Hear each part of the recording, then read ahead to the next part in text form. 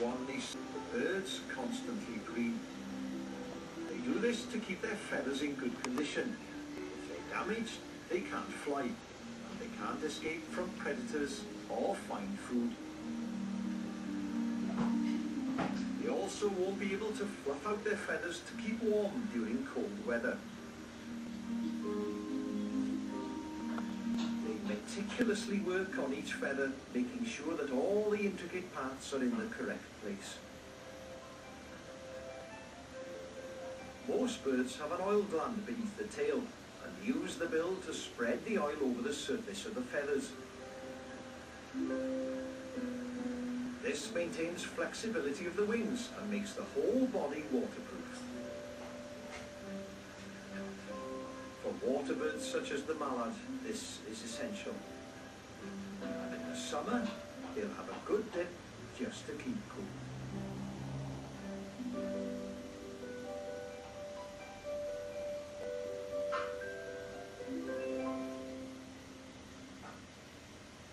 During August and September, the migrants that have spent the summer in Wales leave in search of warmer winter weather in Africa. Many are insect eaters, and the supply of insects will soon dwindle in Wales. To survive, they must go south to find food. But some migrants arrive in Wales during the autumn. They come here to escape the cold weather that's developing further north. These are whooper swans, and they've flown all the way from Iceland to a field near Porthmadog. Whooper swans feed on vegetation, and that, in the subarctic, will be covered in ice and snow. Here in Wales, grass will be available throughout the winter. On a beacher trill, another migrant bird has travelled even further to be in Wales. These small birds have come from deep inside the Arctic Circle.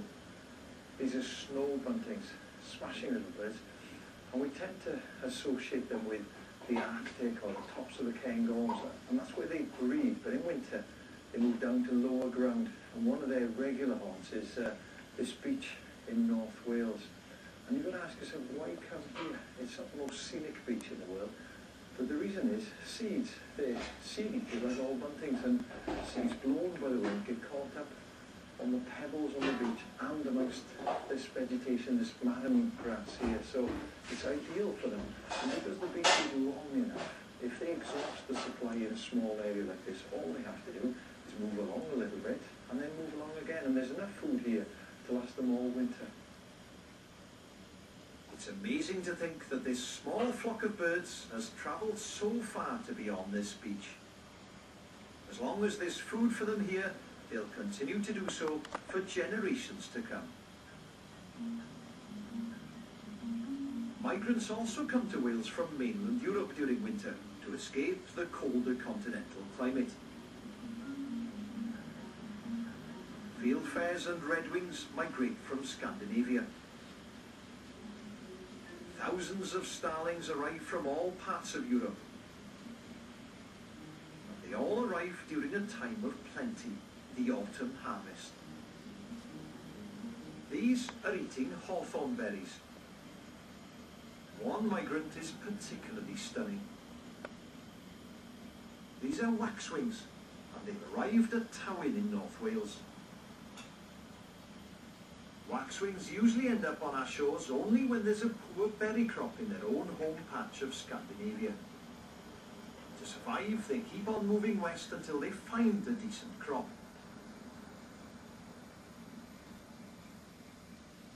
The local birds who stay here all year round have to compete with the winter migrants for berries.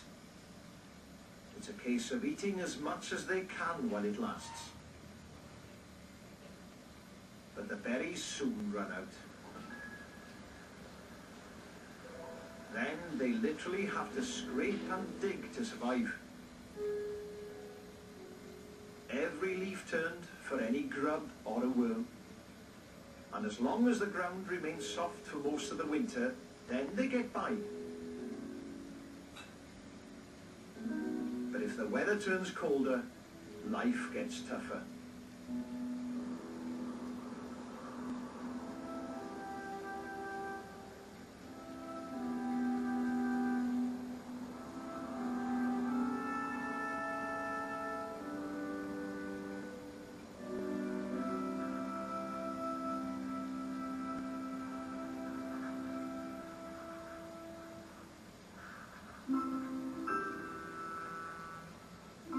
These are the Brecon beacons, midwinter.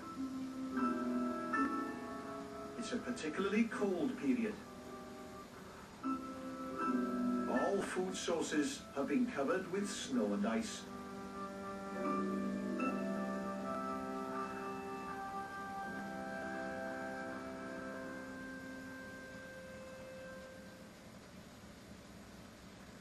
I love weather like this. Everywhere is just completely white.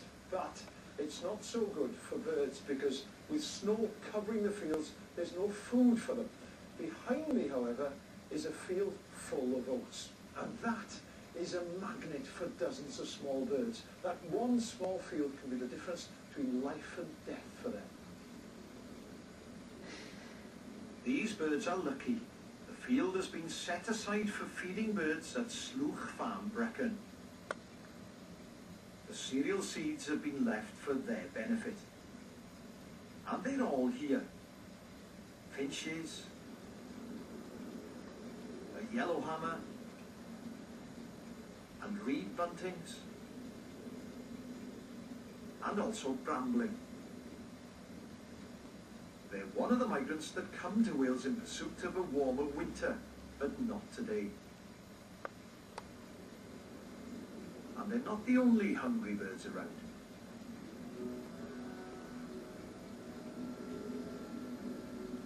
Winter's a difficult time for sparrowhawks too.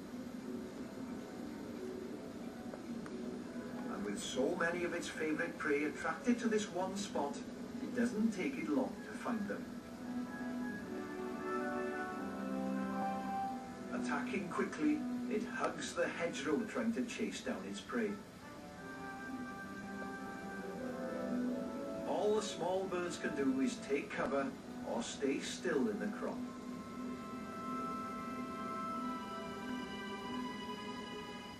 They're so hungry they must resume eating as soon as it's safe to do so.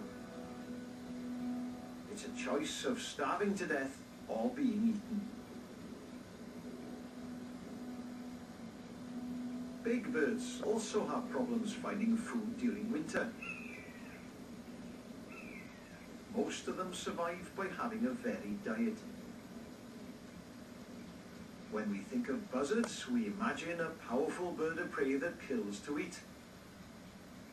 And sometimes it will take rabbits, small birds and chicks. But it also eats worms. You often see many buzzards in a field digging for a meal. These are on farmland near Castle in the Brecon Beacons. It's believed that buzzards are common in Wales because there's so much worm-rich pasture available for them. Buzzards are also scavengers, and during a cold spell when the ground is hard, they'll search the landscape for dead animals. This one has found a carcass on the uplands near Dolgellau. It's already been opened by ravens. Because of its small beak, a buzzard finds it difficult to open a carcass. It's dependent on a raven to do that. It has the perfect tearing beak. Once opened, the buzzard can then easily pick at the exposed tissue.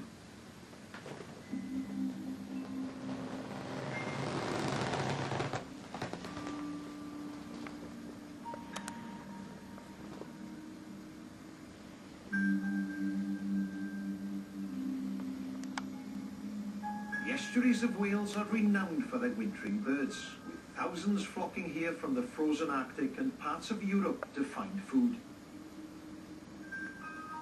This is the Mawddach estuary near Dolgellau. Occasionally, our winters are so severe that the estuaries become as inhospitable as the places the birds have migrated from.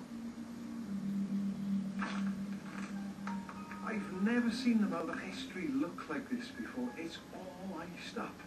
And because we've had a succession of mild winters, I think we tend to forget that every now and again when you do have a very hard winter, even our estuaries freeze up.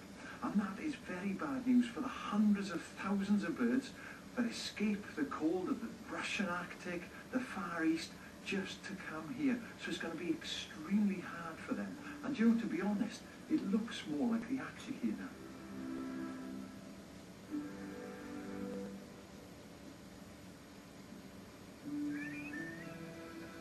another cold snap, the Conway estuary is frozen. Although the Welsh landscape may look beautiful on a cold winter's day, they're a wasteland in terms of food for the birds.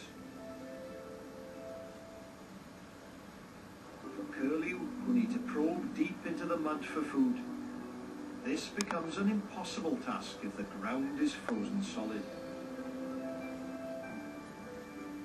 Fortunately, the unfrozen small river channels act like arteries of life through the Arctic landscape.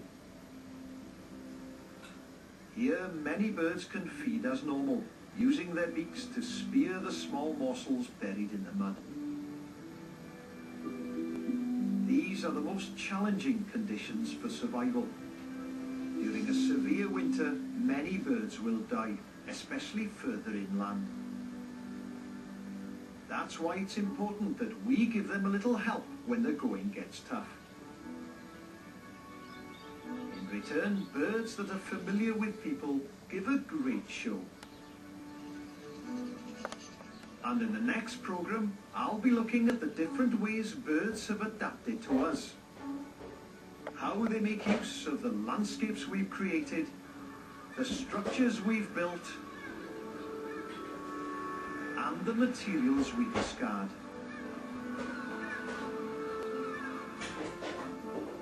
That's at the same time next week. Next tonight on BBC One Wales, Country File.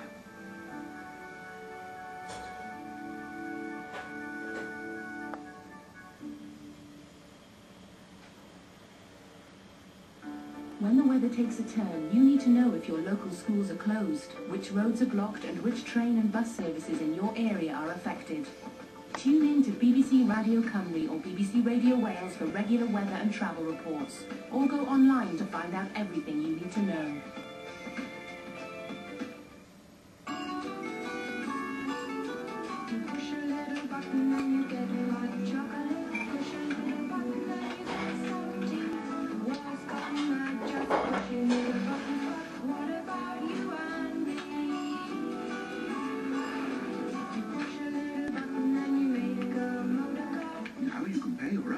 TV licence and plenty more besides just by pushing a few buttons. Visit tvlicensing.co.uk.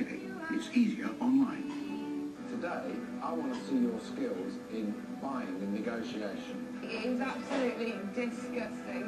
130 and we've got a good deal. Yeah. Hey, let's go. Come on. Come on, big man up there. The Apprentice, Wednesday at 9 on BBC One. Catch up on BBC iPlayer.